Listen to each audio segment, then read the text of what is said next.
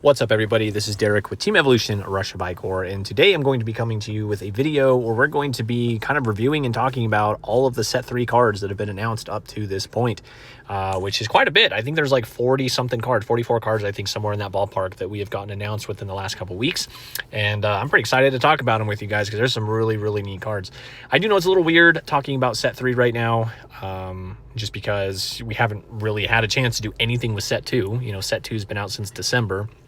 And there's been no events, there's been no reason to really do anything with the game, which I admit is pretty perplexing. I would love for them to announce some events soon, preferably some remote events. You know, I know not everybody's on par with remote events, but remote events do make it easy for people all over the place that are playing the game that don't have people to play with or that don't have the ability to travel. And I think another remote regional or something of the sort here in the next month or two would be really nice, especially before Set 3 drops. That way we can actually do something with Set 2. But yeah, either way, hopefully we get some of that. I'm sure we'll get some updates sometime soon, hopefully. But for now, we're just gonna, chill and talk about some of the Set 3 cards that are coming out, because they've given us some really interesting cards, some really cool cards so far, and the artwork too, by the way, is just still so phenomenal. In fact, I think the artwork in this set is the best artwork that I've seen in the game so far, and I can't wait to get some of these influence cards. I can't wait to get some of these in Shatterfoil. I'm definitely curious to see which cards they end up deciding to make the alt arts. So yeah, let's just get into it. I appreciate all the watches, all the views, trying to just still do what I can with the game and content, just because I still enjoy this game. I really, really like this game. I love everything about this game. So hopefully it can just pick up a little bit more and we can get some more players and things like that. So, but yeah, let's just get into it. Quick little intro there.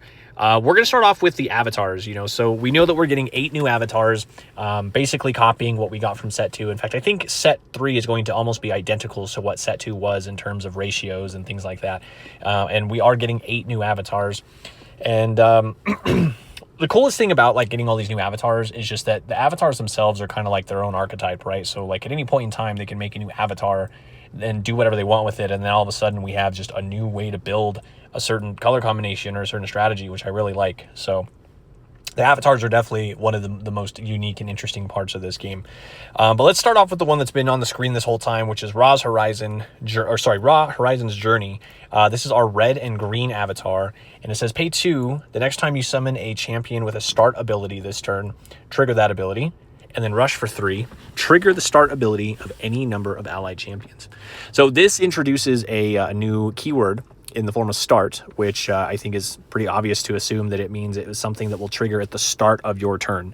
Now, I don't know, nobody knows if that means it's going to start before you refresh and before you draw and secure Ikorr and stuff. I don't know at what point start will trigger. There are a couple start cards in here that we can maybe get an idea of how that works, but I'm not totally sure yet. But it's kind of interesting, because obviously the thing is a card already has to last an entire turn to secure Ikorr. So to now last an entire turn to secure Ikorr as well as that start ability to trigger, these cards need to be worth having in order to get that effect off. But this allows you to treat those start abilities like a summon ability at the cost of 2. So the ceiling and the cap for this color combination and this avatar specifically is obviously how good our start ability is going to be, right? I'm sure there's going to be some that are pretty good, but the fact that we have to kind of rely on the power level of those cards to determine if this is a playable avatar or not is kind of interesting. But we'll just have to see what other start cards that we get. And then the rush for 3 to trigger start abilities of any number of allied champions. Obviously, in a 1v1 setting, if you have a pretty wide board of starts, you can just activate them all, which could potentially be good.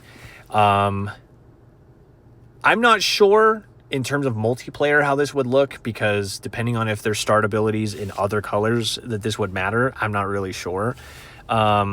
So yeah, so this one just kind of feels like the power level is going to be capped a little bit based off of the strength of start abilities. But red and green as a mixture as well. We have some already pretty good cards in both of those colors as well. So yeah, the red and green avatar that's available right now is subpar-ish. It's kind of a weird color combination. It doesn't really feel like there's much going for it. So hopefully we get some like more draw power and some more maybe removal that we can use with this color combination as well. But all in all, kind of an interesting new avatar. The next one that we have is Helios Golden Eyed. This is another purple yellow avatar, which is interesting because it marks the third purple avatar that we're getting. And this says, pay 2, the support abilities of allied champions can be activated twice this turn. And rush for 3 until the end of this turn. Allied champions with support may attack or raid in addition to activating their support abilities. So if you don't know what support is actually a mechanic that we've had since the beginning of the game. It just doesn't ever really see play because it's not very strong of a mechanic. But what it does is when you activate support, it adds its attack to the attack of another champion of the specified ability or something, right? Is like, so if it says support Greek or support just in general, that's how it works. So this is treating that you can first of all activate your support abilities multiple times, but then for the rush 3, what it's saying basically is that if you use your support in a normal instance, the card can't raid or attack that turn. This is saying that your champions with support can still do one of those two things while supporting, which is fine, I guess. First of all, artwork, sick, but the thing is, yellow and purple, as powerful as a color combination as that is, obviously one thing to kind of keep in mind is, again, you're kind of capped on how good are the support abilities, right? Like how good are the champions that have these support abilities? Because if I'm looking at purple and yellow and it's between Zeus and Apollo in this, I mean, there needs to be some serious support champions for this to be chosen over Zeus and Apollo. So we'll have to see what we get in terms of support champions. But yeah, again, an avatar that's totally derived around the support thing is neat if we can make it work.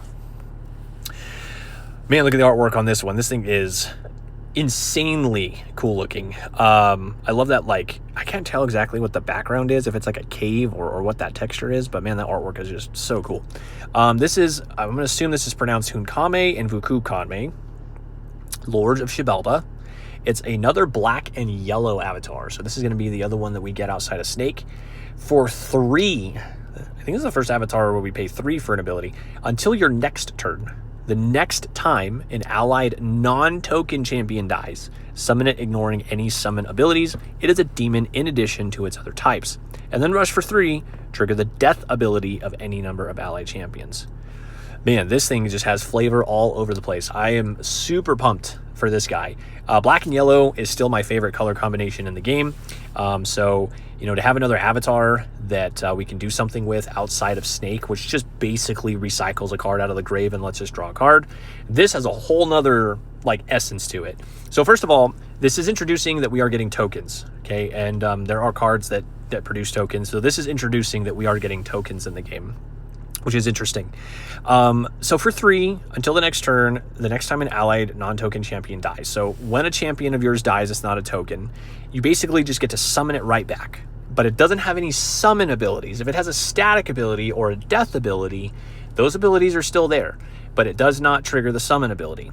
But it is also a demon. I'm not 100% sure at the moment what demon has really to do with anything, or if that's going to be relevant, but sure. And then rush for 3, trigger the death ability. So this avatar is basically trying to capitalize on death abilities very clearly, which we don't have a ton of death abilities. We have some death infusion abilities that are kind of nice, but not anything that's like over the top at the moment. So of course, again, this is an avatar that's going to strive based off of how good are the death abilities that this has access to. Obviously with black and with yellow, we have the reanimates and we have Shibulba. We also have a lot of the rebirth stuff. So basically everything that we're already doing with Snake to begin with, we can do with this avatar. Or just not recycling a card and drawing a card with Snake, right? This definitely feels like a more broken avatar, big time. Yeah, I'm excited for this one. This one seems very powerful. I mean, black and yellow as a color mixture, right, or already is really good. Sorry, I'm mixing up my words. Is already really powerful. So adding something that just gets us another free summon, especially on a death champion, is potentially very powerful. And then that rush for 3, triggering death abilities, depending on what you have on board, that could be huge. So yeah, this is a cool card. And there's some new black and yellow cards that we'll go over that are just gonna like really set this color combination off even further. So very excited for this one. Hopefully we get an alt art of this one, as if this one doesn't already look cool enough, because these two just look menacing in every single aspect, and it's a pretty sweet avatar. And then the last avatar that we got is Amaterasu, Scowl of the Sun. This was a green and purple avatar, which is cool because the only other one that we have right now is Hachiman, which is very focused on like warriors and stuff. And this one's simple. This says pay 2, stun target champion. Great. Rush for 3, trigger the summon ability of any number of allied champions. This avatar I think is also going to be very good. First of all, the color combination, green and purple. If we don't have to worry about warriors like Hachiman is, and we just can focus on green and purple, we get lots of removal. We get lots of stunning, which obviously we also get embedded into the avatar, which is pretty good. And then we also have Amaterasu's Dawn. So if you have a big board of summon champions and then you play Amaterasu's Dawn and then trigger this rush ability, they're going to trigger twice, which could potentially be very good. Especially with purple. So I think this card, again, artwork's gorgeous with that color palette. I'd love to see an alt art of it. But I think just as a very simple avatar, this avatar reminds me a lot of Poseidon from set 2, where it's like very simple, but very impactful on both sides. And the color combination is great. This is a color combination that's just not really happening right now. And I think this one has the potential to be very, very, very powerful, because purple just already has a lot of really good cards. So stun plus removal is huge on top of having it embedded into the avatar itself. So yeah, those are the 4 new avatars that we've gotten. We still have 4 more that we're going to get, and I'm very excited to see them. But so far, these first 4, Amaterasu and those 2 little demon twin things are, they look pretty good. The other 2 so far, it's just going to depend on what support and start abilities that we have. So, okay, how far into this are we? I'm not really sure. So let's just start going through the cards. I'm going to try and go through these ones a lot faster than I went through with the avatars, because avatars, they do kind of require a little bit more of an explanation. Some of these cards, I'm going to be honest, I've already gone through most of them. Not all of them are really worth looking at, but we're still going to kind of go through them as much as we can. So first off, we have Solar Priest. This is a 2 cost with 2 pips, Greek Human Cleric. This is summon, look at an opposing player's hand. It is a 3/2 that rates for 1. This is just a normal card. I mean, there's no real benefit to looking at the opponent's hand. If this said look at your opponent's hand and like discard a card from their hand or something, well, then we're talking. But just looking at the opponent's hand, like, sure, maybe you can kind of get an eyeglass view of what to anticipate over the next few turns and kind of play around certain things, which could matter. But and it's 2 pips, so you could potentially put some decent infusions on it. But I don't think as a whole this card's really worth playing. Stat line's not bad. It only rates for 1. If I had to rate this out of, let's just say 10, I would probably rate this like a 3. Nothing super crazy. We have Solar, I'm going to say Barkey is how you say that. This is a 4 cost with 2 pip. It's a vehicle type, which this is the first that we've gotten of that typing. So vehicles look like they're going to be a new thing. This has support, and then it says supported champions you control have +1 raid, which is pretty neat. So if you do support another champion, instead of attacking with that champion, you can choose to just raid with it because it gets an additional raid. And this is a 3/2 that raids for 2. Stat line isn't great. 2 raid is fine if it's by itself. Again, you can stick 2 different or a 2 pip on it. I'm wondering if we're going to get something like Sumptuous Cacao that's specific for vehicles, right? Like vehicle champion gets a certain bonus or something, which could be a thing, or support champion gets some type of bonus, which could be a new infusion for sure. Because this definitely being 2 pips, could take advantage of some infusion that way. So not a bad card. It falls into a support category that just isn't played very much, but the vehicle thing is interesting. So who knows? Then we have the Kamos Sentry. This is just a vanilla 3/3/4 that raids for 1. It's an Egyptian human, so not a lot to really do with the tags, but it's a 3 pip. So anytime you have anything that's a 3 pip, it's pretty good. Right now, there's not a lot of 3-drop champions that have this stat line and are 3 pips. I think the biggest one, I don't even know what the biggest one would be right now, because the ones off the top of my head are like Swift Messenger, Medjay, Underlying Taskmaster, which I think Taskmaster is a 3/2 or a 3/3, I think. So just well, and those are all embedded into colors. So to have a colorless, just 3/3/4 that's 3 pips is good. Sometimes cards like these are just good because you can stick any infusion onto it, and all of a sudden you have this like decently statted body with this great infusion ability attached to it. If it's, I don't know, Poseidon's Trident, or pick whatever you want really. And that's kind of what you're doing with this card. So it's fine. It's just a fine card. Cultist of the Living Baboon. This is a blue 2-drop Egyptian Human Cleric. Activated abilities of fabled champions you control cost 2 less to activate to a minimum of 1, and it's a 3/2 that raids for 1 with 1 pip. Off the top of my head, I don't know how many fabled champions right now have activated abilities. I can't think of any off the top of my head. There might be a couple. So does this even matter? Right? Like if we're playing fabled champions that have activated abilities, is this card going to matter to make certain ones cost 0 or just 2 less in general? I don't think so. Human Cleric doesn't really fit into a lot of categories that are beneficial. So I don't know. This one just kind of feels not super great, you know. Yeah, I'd probably rate this on the low end for sure. Just because I don't really see any synergies at the moment with this card. And especially if it's very reliant on having fabled champions that you have to stick with blue. So we have the Cattle of Ra. This is a 2-drop with 3 pip. Egyptian Human. It's a 2/2 that rage for 1. Whenever you trigger a start ability of a champion you control, heal 1 damage from that champion. Yeah, this just isn't very good.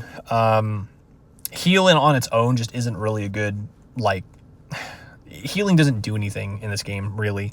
And this has to wait until you trigger a start ability. Now, granted, you could maybe trigger it with an effect or something like that if we get cards like that. But to have this on the board at the same time as another card, and it requires you to heal it, just feels way too slow to pull off. Like you're having to have an entire champion survive a turn plus this, all to heal 1 damage. Just feels very slow, very bad.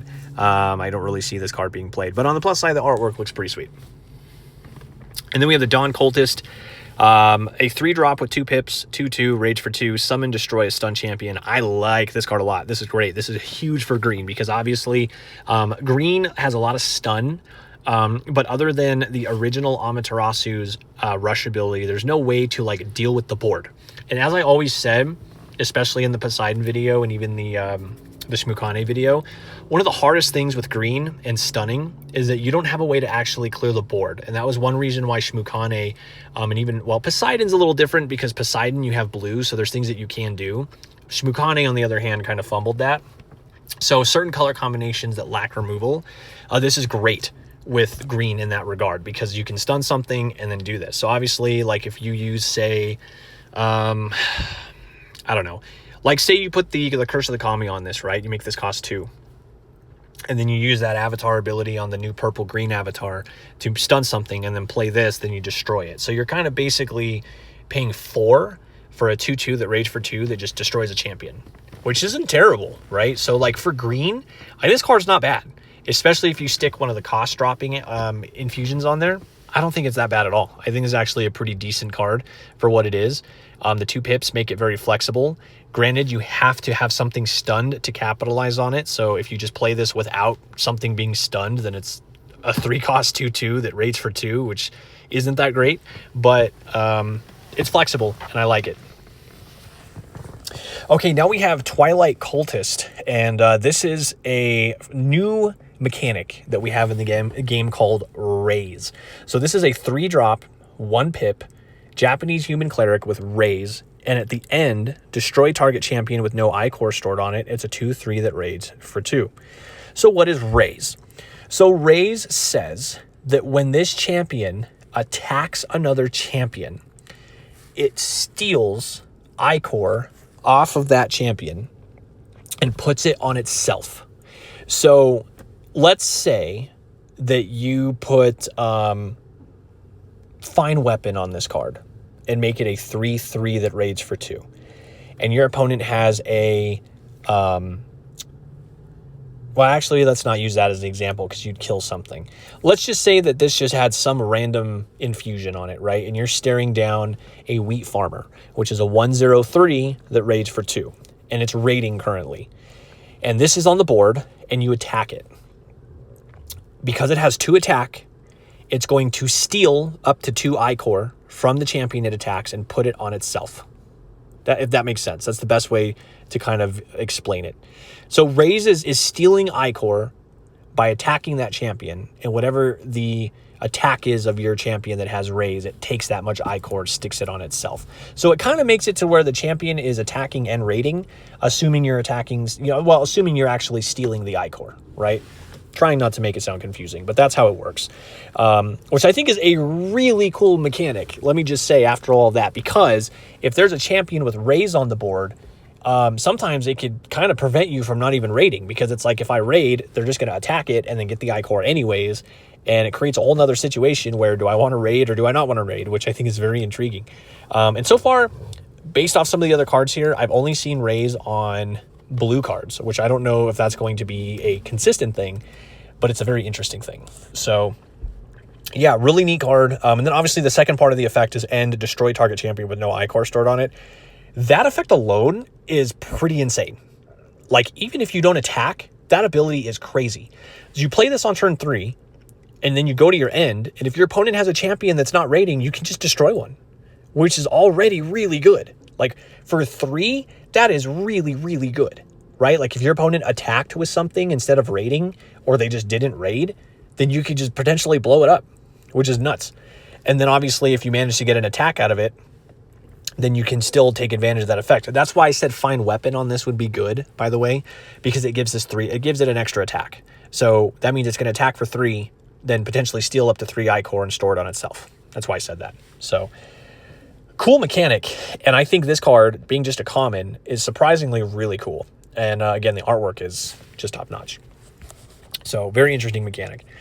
Okay, next we have Frightful Folk. This is a 2 for 3 pip with Reanimate, Demon 2/1, Rage for 1. This is perfect. This is literally one of the things that I was saying when I was building my fear-based decks is like, man, we don't have a 2-drop that has 3 pips on it. So it just leaves out so many weird infusion combinations. And this is that. This doesn't even need to have an extra ability. I mean, just a 2-drop Reanimate that has a 3 pip is nasty. I mean, there are so many good infusions that you can attach to this, and to have it on a Reanimate is huge. So yeah, fear-based decks, Shibulba decks, Reanimate decks, loving this card. Loving it. Gloomspawn. A 1/2/1 that raids for 1 and 3 pips. So this, and it's aspectless, by the way. So this is just basically a Japanese yokai aspectless, put an infusion on a card. So Izanami, the purple and black avatar from set 2, is going to be getting some support with this, right? That's one of the biggest things that specific avatar kind of lacked with set 2 is not a lot of good Japanese cards to really go with her effect. And on top of that, her effect is very, like, when you go through the card pool, the yokais are kind of the only way to really play it, but there just isn't enough. So this is just a perfect, just slot into that avatar if you're planning on playing purple black Izanami with Japanese cards and yokai cards. This is a perfect, it's basically like the Sheridan Mercenary from set 2, but it's a yokai. That's really the only difference. It's a Japanese yokai, so it's perfect for that strategy. So again, super cool artwork, very flexible because it's aspectless and it can do a 3 pip. So yeah, great for what it is. This one's a fun one. This is a Borogaruma. And this is a 4/5/5 that does not raid, 2 pips. It's a Japanese yokai vehicle, which again fits into that Izanami strategy with Swift and end if the champion did not attack this turn, sacrifice it. This is such a fun card, and honestly, this card is very strong. A 4/5/5 with Swift is crazy. And with 2 pips, it's even crazier because you could put like, Blessing of Izanagi on this, which makes it cost 1 less if you have 2 or 1 or less champions on the board. So you can make this a 3/5/5. You could stick Mystic Ankh on this and make it a 4/5/7. You could give it Contemplate Impermanence. That way when it dies, it replaces itself. There's a lot of things you can do with this card. And obviously, we still don't even know what some of the other infusions are going to be. Oh, you could give it No Pesh and make it a 4/7/5, right? Which is huge. Potentially, you can just run something really beefy over. Yeah, this card's super flexible. I mean, you're not really using it to raid, but it's like removal. It's all in the flavor, right? It's going to be going after something. This is a cool card. And again, it's a Japanese yokai, which is great. So it's going to be good for those fear-based decks. I think this card is actually surprisingly very strong, and what should see play to some capacity. And then we have the Witch of Thessaly. This is a 2 for 2 pip, fear-based. Sorry, I know I'm not kind of giving that on every single, I'm not saying every single part of every card when I come across it, but yeah, it's a fear-based card, 2 for 2 pips. This is a Greek human shaman. During your opponent's turn, when opposing players have resolved a number of spells equal to the number of players, their turn ends. This is a cool card, flavor-wise. Obviously in a 1v1 is where you're going to maximize this, right? What it's basically saying is that in a 1v1, when your opponent activates the second spell of the game, or their turn just ends. Here's the thing. This card reads like a really annoying floodgate, which in some capacity it could be. But let's be real. This card is not very good. And the reason it's not very good is because it's just too weak, right? Like an ability like this card's going to die immediately.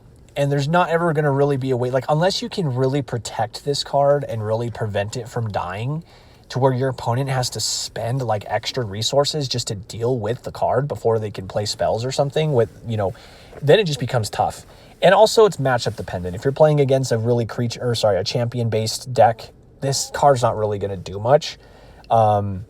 It's a really cool concept of a card. I just don't think it's very good. And that's kind of where I sit with the card. But of course, with 2 pips, it does kind of depend on, just what other new infusions we get and what we can attach to this card. But interesting card, to say the least. Daughters of the Moon, a 3-drop, 1 pip, 3/4, rage for 1, spells opposing players cast cost 1 more. This card's good. This card's just good. Again, maybe not so much in a champion-based deck, but against any deck that wants to play spells, like making 1-drop spells cost 2, making 3 or 4-drop spells cost 4 or 5, stuff like Poseidon's Wrath cost 7.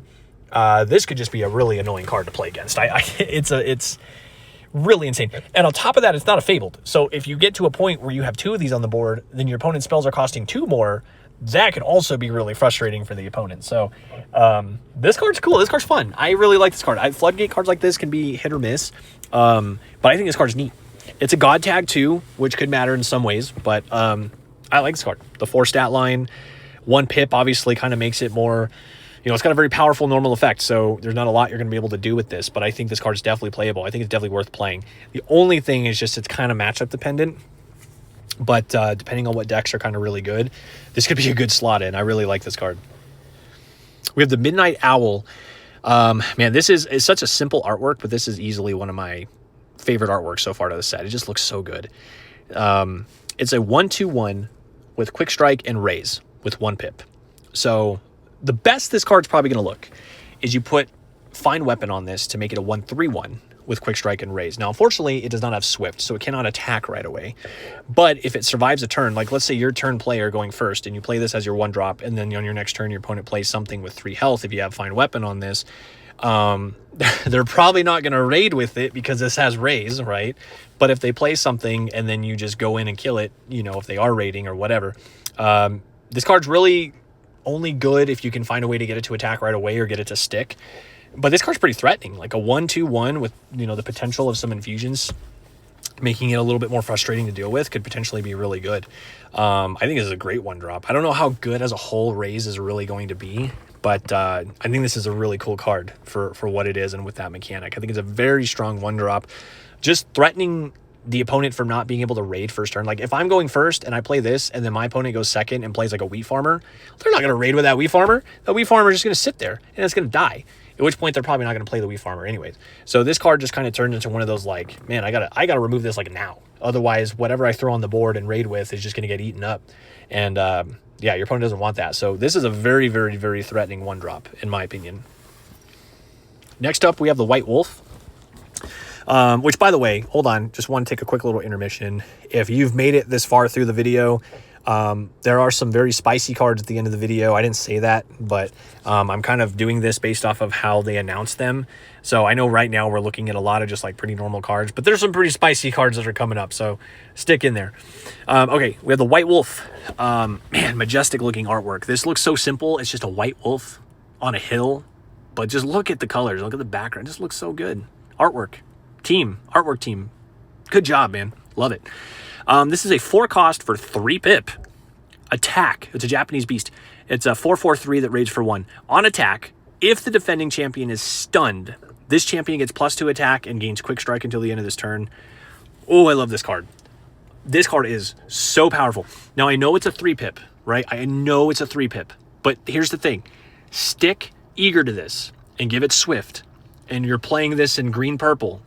You stun something. This card's a 4/6/3 with quick strike that can attack right away. That's huge. Now, there's a lot of other infusions you can stick to this. Sure, not denying that. But why would you not stick Swift to something that gains quick strike in a particular instance? Like, even if you're not giving something quick strike, or even if this thing doesn't have quick strike, you're still making this a Swift for 4. Which isn't terrible, right? It's a 4-cost, deal 4 damage. Why not? That's just a simple idea. But obviously, depending on what other new infusions we get, maybe you put something different on this. But still, very good. Again, if you also want to put like Blessing of Izanagi on this, make this cost 3. Or, Curse of the Kami, make it cost 3. And if it sticks around and then you stun something on the next turn, then this thing still gets the attack bonus with Quick Strike. That could be a thing. Yeah, this card is solid. I really like this card, honestly. It's very strong for purple. It's not going to do anything like immediately, obviously, unless you have Swift. But I think this card's great for what it is, to be honest. And I would really love to see a borderless like promo artwork of this card. It looks so good. I'm hoping this wolf is an infusion card, because some infusion artworks just look so good, and this is one I would love to have. It's so simple, but the wolf is actually my favorite animal. That's why I'm kind of geeking out over it. But yeah, I love this. It's really cool. Shadowbat, another champion with raise. This is a 1 with 1 pip, 1/3 that rage for 1 with raise.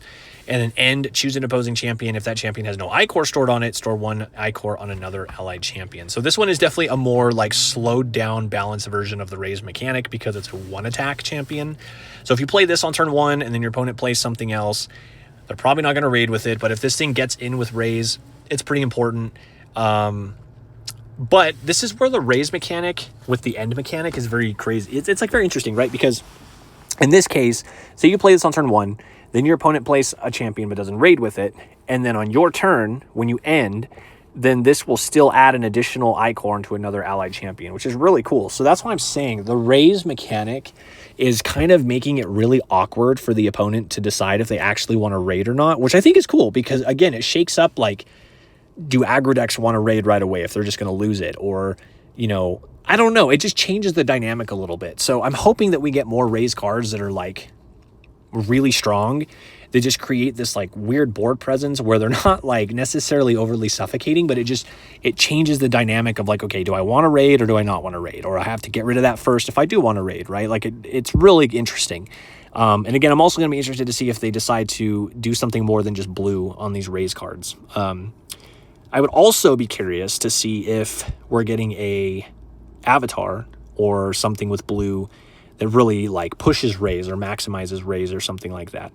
I'm also willing to bet that we're going to get an infusion that's probably like a 2-pip or something like that that says raise, right? Just give any champion raise. I wouldn't doubt it if we're going to get something like that. But yeah, it's a cool mechanic. Just another interesting 1-drop for it. Beasts of the Field. Cute little rabbit. And man, I'm not sure what that thing is. A lemur? It's not a possum. I don't know what that is. But it's a 1/3. It does not raid. It has 2 pips. Opposing champions must attack a champion named Beast of the Fable if able.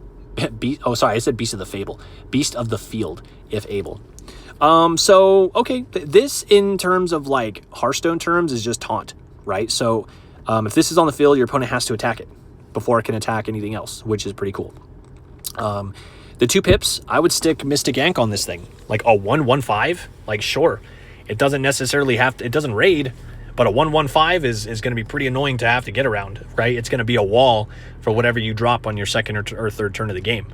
Or you could stick Contemplative Permanence on it. That way when it dies, it just replaces itself, So again, another one of those that you could have some flexibility with. So neat little 1-drop. Really curious to see where it fits in, but I like it. I don't think it's terrible.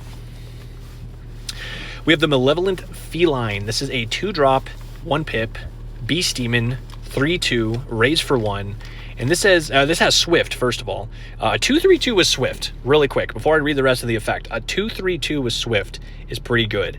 Plus with 1 pip, again, you could stick Find Weapon onto it, make it a 2/4/2 with Swift, which is kind of equivalent to like the Shooting Owl with no Pesh on it, kind of the same concept, but with yellow, which is pretty nice. So I like that, especially because yellow needs more early board removal. So I like that. As long as you control a Jaguar House, which we do not have that card announced yet, this champion has Death summon a 2/2/1 Aspectless Beast Demon champion token with Swift named Jaguar. So I don't know what the Jaguar House is, or what the cost of that thing is, but on this card's owned by itself, it's a 2/3/2 with Swift, which could be good. If you have this Jaguar House, then this card becomes a 2/5/4 with 2 raid instances for 2, which is like pretty good. So whatever that Jaguar House is, then this card definitely gets better with the additional stats attached to it. Plus the token gets Swift as well, so it could potentially turn into like a double removal type of thing for pretty cheap. So I'm curious to see what they're going to do with the tokens and what other like bonuses we get with tokens. But yeah, it seems like another fine card. Nothing super over the top, but just a good cheap like way to just deal with board presence and stuff. And yellow, which is nice. Yellow needs that, so I like it. We have the Scarab Swarm. This is a 4-cost, 3 pip. Insect, another new tag that we don't have yet. Allied insects have +1 attack for each other allied insect. This is a 1/4 that raids for 2. This one's a little hard to evaluate because obviously we don't know any other insects. I think it's the only insect that they've revealed. So obviously, depending on what other insects we get, could this matter? Maybe. 3 pip, again, opens up a lot. I mean, there's a lot of things you can stick on 3 pip champions. So you can make this a 1/6. You can give it additional rating. There's a bunch of things you can do to this. I'm sure we'll get some infusions that maybe have to do with insects too. So yeah, another interesting card. Just curious to see what other insects that we get. Moonhair, Suki no Usagi, 1/3, rage for 1, 3 pip. At the end, choose an opposing champion. If that champion has no Ikorr stored on it, draw a card. Kind of a cool card. This is actually, okay, hold on. This card's actually really good. Draw power always is really good, obviously. And for yellow, it's also really good. So a 2-drop that will potentially draw us a card just if the opponent is not or does not have any Ikorr on champion. I'm not totally sure how I feel about that one. Because playing this in the early game while the opponent's raiding is just going to mean that you're not really going to get any benefits off of this. This kind of feels like it's supposed to work with Raise a little bit, right? Like you play a Raise champion on turn 1, your opponent doesn't do anything, and then you play this on turn 2, and then you draw a card, and you try and keep that going by threatening with Raise and just drawing off of this. So some type of yellow-blue instance, which, thinking about it, we only have 1 yellow-blue avatar, so maybe we're getting another yellow-blue avatar that has something to do with Raise. I don't know, just speculation. Yeah, I mean, this card's fine. It's just, again, it's dependent on at what point of the game, if your opponent just isn't raiding with something, which there are moments in the game where after your opponent attacks or something, they don't have any Ikorr on it. So this is basically just a 2/1/3 that's going to replace itself, and then you have access to all the infusions. So, I mean, you can do whatever you want there. I don't think it's a bad card. I think it's fine. I think it's moderately fine. Better in certain situations than other, like, again, in the Raise situation for the early game, but it's not terrible. I don't think it's bad. You could obviously stick like experience on this to make it raid for 2, and try and do something that way. Like I think putting like that owl with Find Weapon turn 1, and then whatever your opponent plays is just probably going to get eaten up by the owl, so they're not going to do anything. And then you play this on turn 2, get a card off of it if your opponent has a champion on board that's not raiding, and I don't know, kind of do some weird aggro-y thing with that. I guess maybe some type of token thing. I'm not sure, but that's kind of what I'm getting off of this. Not bad. Seems okay. Oxen of the Sun, 1-drop, 1 pip, Divine Beast with support. Death, target champion gains support. This is terrible. This is what I mean. Like, the ceiling of that one avatar is just going to be so dependent on these support abilities, and this just feels so bad. Like, plus this only has 1 pip. I don't know. A 1 with 1 pip, Death, target champion. I don't know. I'm not a fan of this one. I mean, like, I get it. If you give another champion support and then they can support something else and, like, get this big attack boost and kill something, I don't know. I guess. I don't really see it, but sure. Okay. Aminohoakari. Harvest Land. Japanese god, 7/5/5, the rage for 2. Summon, store 1 Ikorr on each allied champion. Oh, and now, by the way, God is a pretty prevalent tag. There's like a whole bunch of different gods in this set too, and some support with that, so keep that in mind. And there's also that other card called like Divine, oh god, what's it called? That yellow spell, Divine something, which is like reveal a guard in your hand. If it's a god, you destroy a champion or something like that. Somewhere around those lines. But this is a 7/5/5 that rage for 2. Summon, store 1 Ikorr on each allied champion. This card's pretty slow. It's pretty expensive. Let me put it that way. This will raid for 3 because of its own effect. And depending on how wide your board is, you know, you could potentially be raiding for a lot with this card. If you're playing yellow-green, you know, maybe you get this card out sooner than turn 7. But it's pretty expensive. It feels pretty slow. I don't know if I would necessarily play this card.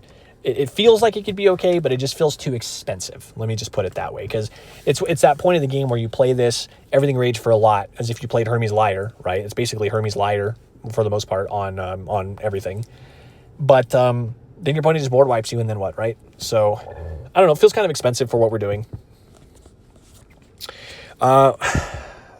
Mahis, I think I'm saying, I don't know how to say that totally. Scarlet Mane, a 4/4/4 that rage for 1 with Fury and Quick Strike.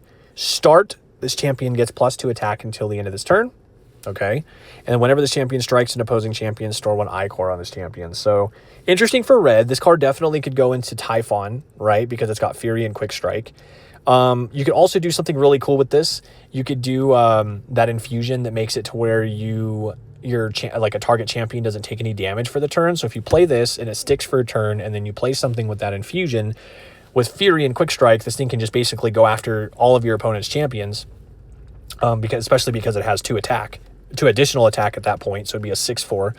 And if it runs, you know, whatever champion it kills, which is hopefully everything, then you get to store 1 champion for each one, right? And then as long as it survives again, then maybe you capitalize on all that, which seems pretty high rolly because odds are that's not going to happen. There's too much removal in this game. But this is a cool concept. I like the idea of having something that capitalizes off of the start ability as well as gaining more Ikorr. Fury and Quick Strike's definitely a really good, you know, 2 abilities stuck together. But it's a fabled, so you can't stick any infusions on it. So you have to worry about, you know, buffing it with something else. But I definitely think this card is interesting. Seems fun, seems good. A 4/4/4 on its own is also not terrible. Okay, this one is Ame no Uzume, Heart of Revelry, which is a 4-cost 2/4 that rage for 2, another god. Summon, move all stored Ikorr on an allied champion to another allied champion.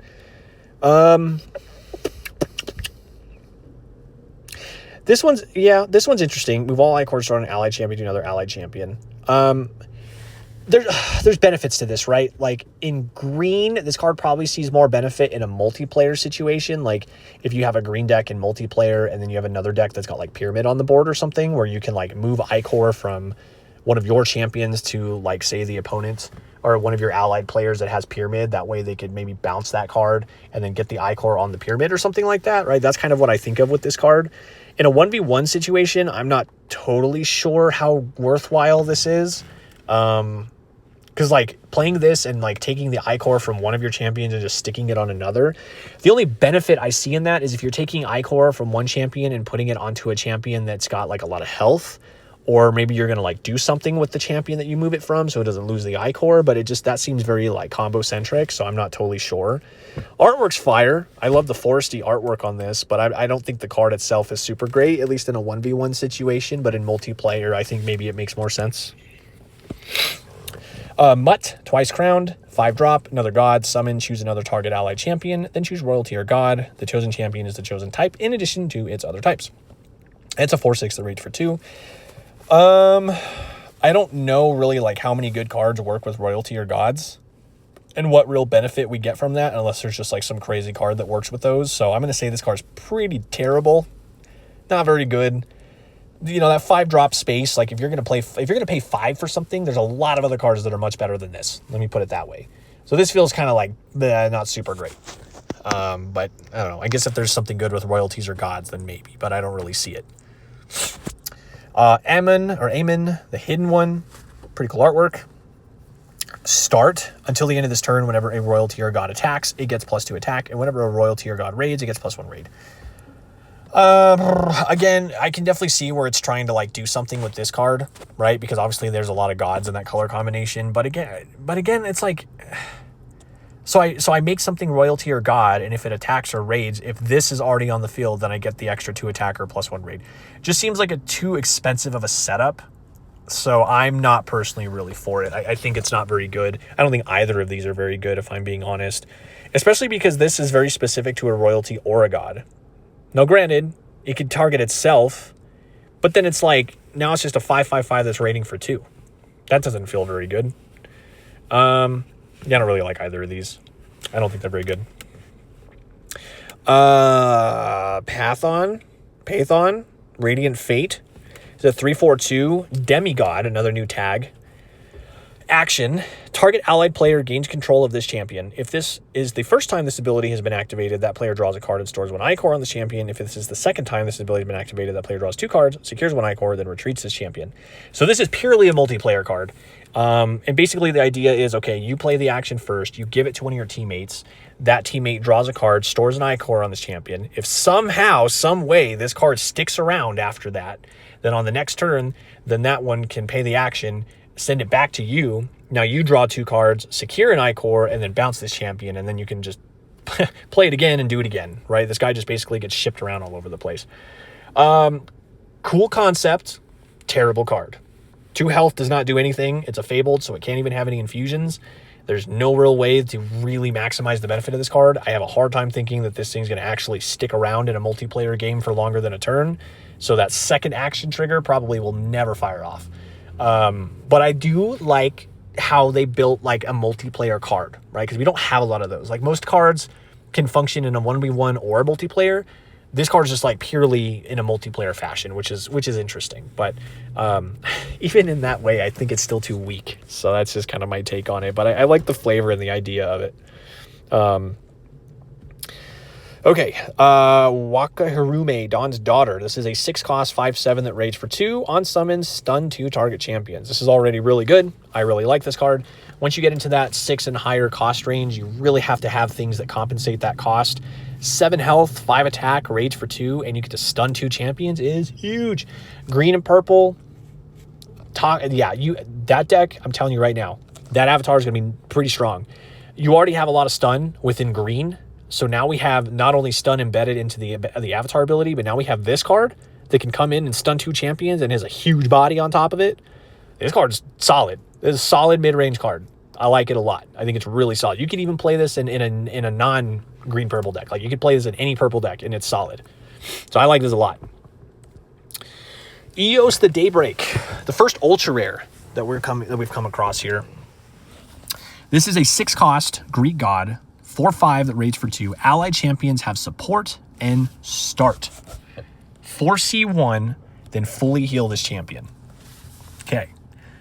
This is terrible. I'm sorry to say.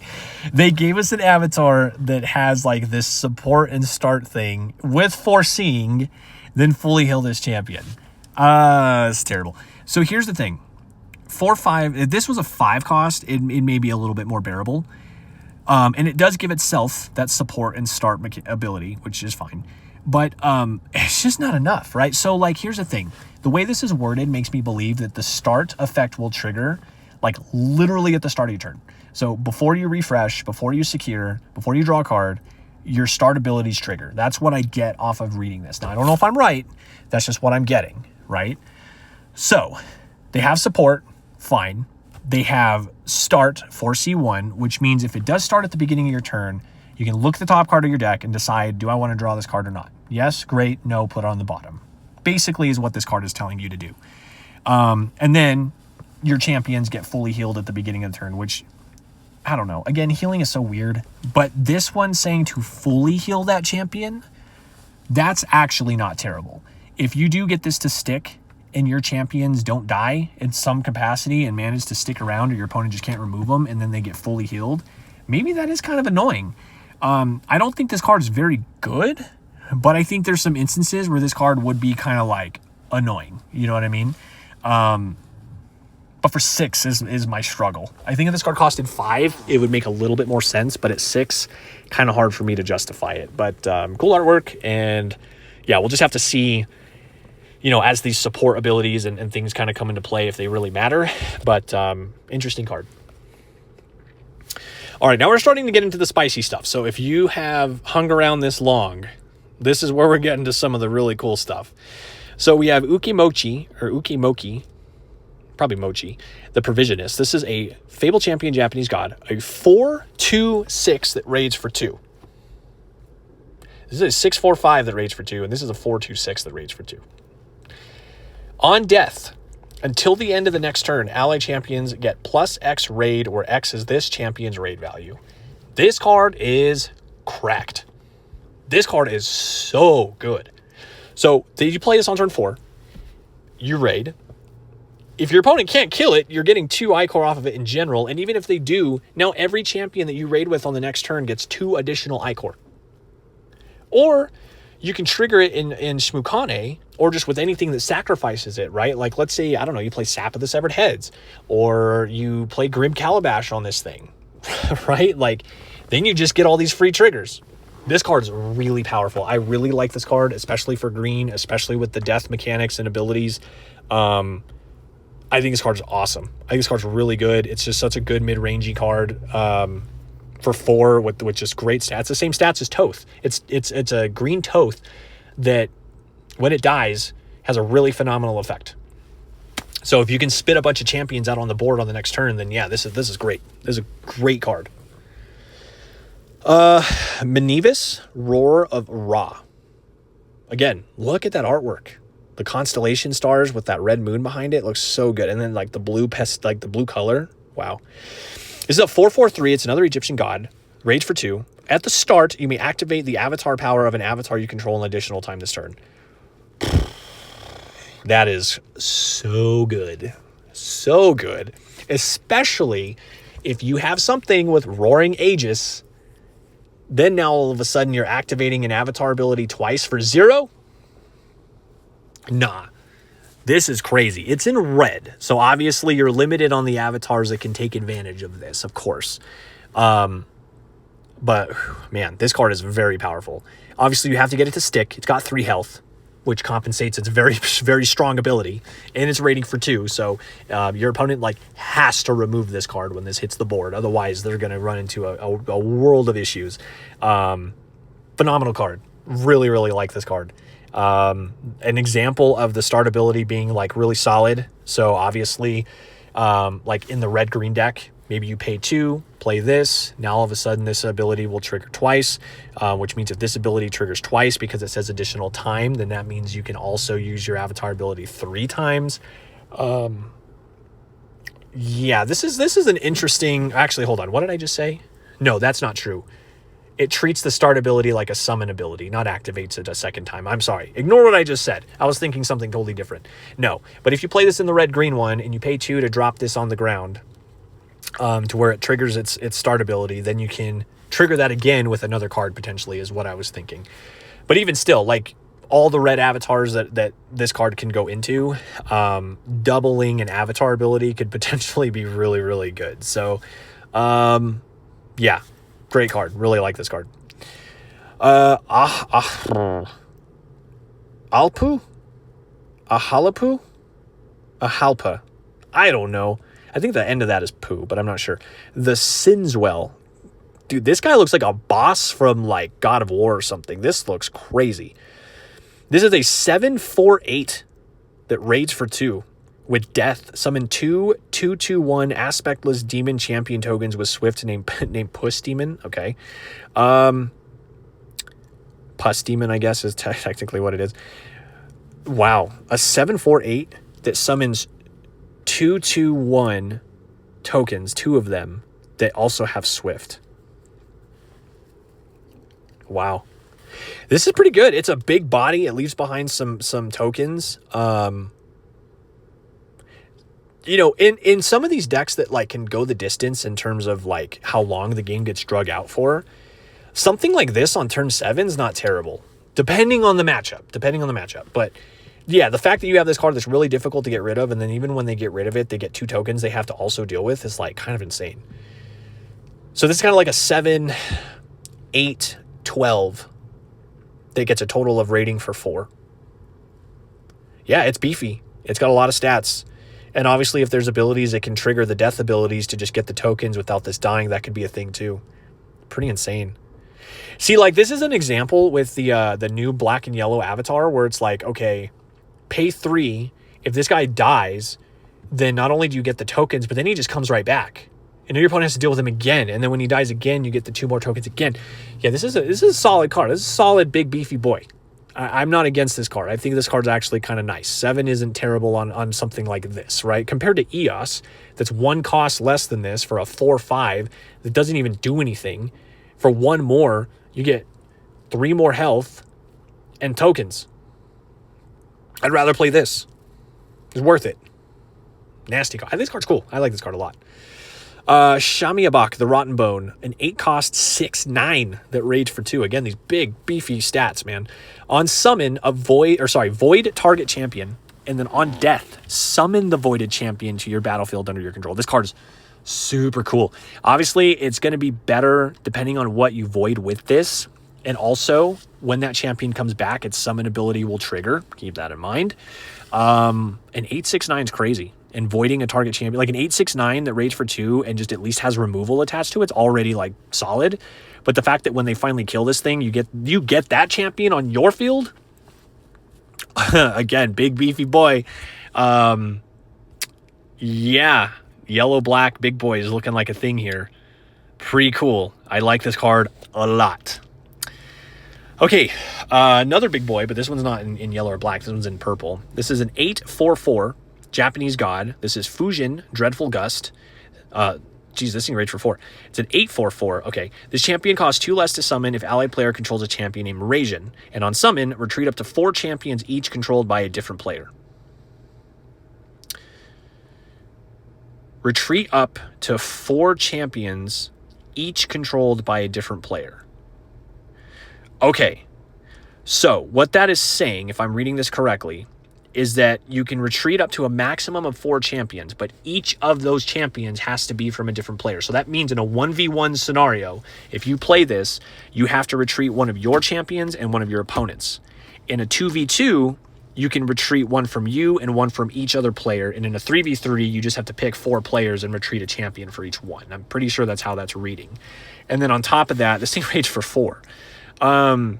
Okay, so if you don't have the other guy, which we'll see next, then he's just a 4/4 that rages for 4, but you have to pay 8. 8's so expensive on a card like this. 8 is so expensive. I can't say I'm totally buy this on 8. If I'm paying 6 for this, then yeah, it's better. But if I'm playing this on turn 8, and I'm only bouncing 1 champion for my opponent, plus I have to bounce one of mine, and then I'm left with a 4 health champion, yeah, I'm rating for 4, but this thing ain't going to survive that, not at that point in the game. I mean, it's a kind of a cool card, but it doesn't feel that impactful. The rating for 4 is kind of like, that's kind of like the, I don't know how to explain it, but that's kind of like the drawing for this, right? It's like, hey, like my ability is like okay, but like I'm only rating for 4. So that's like weird. It doesn't feel very good. The rating for 4 feels like a trap is what I'm trying to say. Like, oh, wow, look at this big card that I can raid for 4. Yeah, but it's going to die right away. And bouncing is good sometimes. Late game, not so much. Because your opponent can just do it again. Or play something better. Early game bounce is better. But, I don't know. Let's see Raijin again. Raijin Crackling Doom. It's an 8 cost 8/8. Okay, I like that a little better. That rage for 2. So we've already sacrificed 2 of the Ikorr for +4/+4, which I'm fine with. This has Fury. This one's got Fury. This champion costs 2 less if you have Fujin. So if you got this guy out, this costs 2 less, vice versa. Summon, deal 3 damage to each other champion. Oh, this one's way better. Yeah, this guy's not that great. I don't think this guy's that good. But this one's really strong. An 8/8/8 that AoEs for 3 and then still rage for 2. This is good. See, this one I would play. I don't know if I'd play this one. I guess in multiplayer you would probably play it. These two together obviously create a multiplayer instance, but on their own in a 1v1, Raijin feels like the better card here. This card's actually pretty disgusting. Okay, cool. I like this card. This one's huge. I like it. It's a big card. Play this in yellow, purple with like the reanimation stuff. You know, bringing this back with Osiris Reborn or whatever. It could be pretty impactful. This is like just a perfect example of just like a big card that if you're playing the regeneration decks or the reanimate decks, this is like a type of card you want to bring back, right? And so for like yellow purple, this is huge. Like for Zeus, like this card would slot into Zeus so well because it's like, oh yeah, like I have this big AoE that I can bring back at any time. This card is neat. Don't like the brother, but I like this one. How on earth do you pronounce that? Shiquirpat?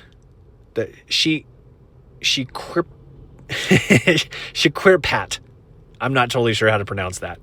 The Sky Scab. That thing's crazy looking. It's a 4/1/5 Maya Demon that raids for 2, and it's got lethal. We don't have a lot of champions with lethal. And on death, allied demons gain lethal until the end of this turn. Okay. So, what? You crash this into something, and everything else, all your demons get lethal? Or if this dies on the opponent's turn, then all your demons get lethal, which means maybe they don't want to go attack them like they planned on it. Interesting. A 4/1/5 that raids for 2 is like not bad stats, though. And it's got lethal. Like, lethal's already pretty annoying, because if your opponent attacks this, it's just going to, take out whatever attacks it. It's kind of a cool card. It's not terrible. It's a solid, like, little mid-rangey tempo-y card, right? Like a 4-drop 1/5 that raids for 2, but it's going to kill whatever touches it. I like it. That's not terrible. Yeah, I like this card. It's not bad. Ooh, okay. This one is definitely my new chase card. In set 2, it was Pythia, and in this set, it's this card. And I hope that she has an alt art like Pythia, because the way it's already looking just could be really nice. So this is a 4-drop, 2/4, rage for 2. This card is Agla Onice. Man, I'm chopping these up. Agla Onice. Agla Onice? Aglonis, maybe? Eye of the Eclipse. Fable Champion, Greek Human Shaman. During your opponent's turn, when opposing players have resolved a number of cards equal to the number of players, their turn ends. This card is crazy. So, in a 1v1, if your opponent just plays the second card of the turn, their turn's over. It's done. Now, granted, they can raid and do all kinds of other stuff beforehand, but when it comes to playing cards, the moment they play their second card, well, after it resolves, their turn's over. So if your opponent cannot remove this, but can just play cards, this card can be such an annoying floodgate type card. And if you can find ways to protect this card, man, yeah, this card is awesome. This card is super polarizing. Like, this is another one of those cards that, like, I feel like in certain decks and certain strategies just becomes like not really meta warping or defining, but it's just one of those cards where it's like, man, like, we have to worry about this card now. So if I'm playing against a fear-based deck and my opponent drops this early in the game, if I can't remove this, whatever I do, I have to worry about the moment I play my second card, my turn is just done. It doesn't seem that good on the surface because, again, your opponent could still raid and do all this other stuff in between. But it's just one of those cards where it's like, this card really makes you have to think about how you're going to play your turn even more than you were already thinking, right? Like, can I get away with just playing a card or two, but then I still have to worry about the card next turn? On top of that, it raids for 2, so if I can't even kill it, I have to worry about it collecting 2 Ikorr anyway. Yeah, this card's crazy. This card is A+. It's just super, super powerful card. Okay, we're getting down to like the last couple cards here. Kuchumashik, I don't know how to pronounce that. The Blood Horde. This is an ultra. Oh, by the way, that was an ultra rare, rightfully so. This is also an ultra rare. This is a 10 cost ultra rare though. This is a 10 cost 0/12. This says on summon, destroy target champion. Sure. Whenever a champion dies, this champion gets gets attack, health, and raid, each equal to that champion's attack, health, and raid. Wow. Another just bomb for fear and for yellow black, because this thing comes out, you blow up, like maybe you blow up one of your big, like maybe that 7/4/8 that you got that raged for 2. Maybe you play this, blow up that fat boy. Now this is a 4/8 that raged for 2. And then the more champions that die, it just keeps absorbing all of that attack, all of that health, all of that raid. You get to a point where this thing's like, I don't know, a 15/25, I don't know if that balances out correctly. It's a 12 health spread, but a 15-25 that rage for like 8 and your opponent just still can't get rid of it. This card seems like it could be also really polarizing to play against. It's obviously expensive, but this is something that you're going to play in like a reanimate deck, right? In black and yellow. Same thing, where it's kind of just like, you know, you're going to reanimate it, you're going to summon it back. It's expensive, but it's got a crazy effect. If you can get this on the board and get it to stick for a little bit, 12 health is no joke either. Obviously, there's things that can stun it and can kind of remove it and deal damage, and there's lethal and stuff like that. But this card could just be like a really big card that's like super hard to deal with. And if they don't have like direct removal, like Poseidon's Wrath or something like that, then all of a sudden this card becomes like, man, like the more things that die, the bigger it's going to get. Just crazy card. I really like this card. I love the design of this card. It's so cool how it just basically absorbs everything that's dying. I think it's so sick. So this is a really cool card. Both of these ultra rares for Fear are just crazy for me. Okay, and then the very last ultra rare here is Shemaya Halom, the Baron Skull. This is a 9/6/10. Again, these crazy stat lines on these big cards. But yellow and black both got like these massive big cards with these big stat lines that rage for 2. This says, whenever another allied non-token champion dies, summon an aspectless skeleton champion token named Skeleton with attack, health, and raid values equal to that of the champion that died. And then on death, sacrifice each skeleton you control. So pretty straightforward, right? If this is on the board and you have, I don't know, let's just say Toth again or something, right? And he dies, then you get a skeleton that is a 2/6 that rage for 2. Pretty straightforward. But then once he dies, any skeletons that you have that were created off of this effect go with him. But he's got 10 health, so he's huge. So it just basically, like, if you get this on the board, whatever you have other champion-wise, if your opponent can't necessarily kill this, but they have to kill everything else, you just keep getting all these tokens. Like, they're just coming back right back up from the dead, even with no abilities, but they're still, like, just doubles of themselves that can just be really... So now your opponent has to deal with everything twice, essentially, which can potentially be really frustrating to play against. So, yeah, this is also an ultra rare. So black and yellow, especially with that new avatar that, like, recycles stuff that dies, is just crazy to me. It just feels so good. Obviously, I'm very curious to see how that all plays in an actual game. But so far, black and yellow looks like it's getting some really good stuff. Same with green and purple so far. Seems to be the colors that we're getting. But we haven't seen a lot of blue yet. We haven't really seen a lot of red. We've really seen a lot of yellow and black with these cards. So, but that's it. That's basically everything. I appreciate you guys, going through this video. Again, it was another long video. Lots of cards to talk about. I'm probably going to try, and as they release more cards, do them in smaller waves, but I wanted to just take an opportunity to go through everything that we had up to this point. There are some huge bombs that we're getting, mostly these ultra rares, and some other really cool, interesting things. So yeah, with that being said, appreciate the views, appreciate the watch. I'm very excited to get my hands on some of these set 3 cards when it comes out, and to of course see what else we get. And of course, we don't even really know any of the infusions. They put up 2 of them on a blog, but I didn't cover those. I'll just wait for another time to talk about the infusions. But until then, Team Evolution.